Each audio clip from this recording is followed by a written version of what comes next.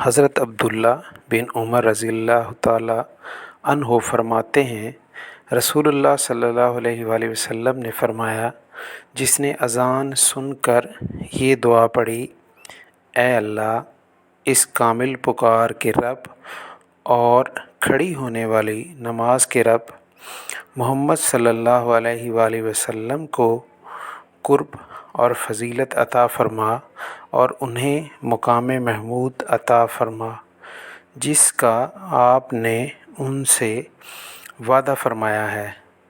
تو اس کے لیے قیامت کے دن میری شفاعت ضروری ہوگی۔ رسول اللہ صلی اللہ علیہ وآلہ وسلم نے ارشاد فرمایا، جو شخص مجھ پر صبح 10 بار اور شام کو 10 بار درود بھیجے گا تو اس کو قیامت کے دن میری شفاعت حاصل ہوگی۔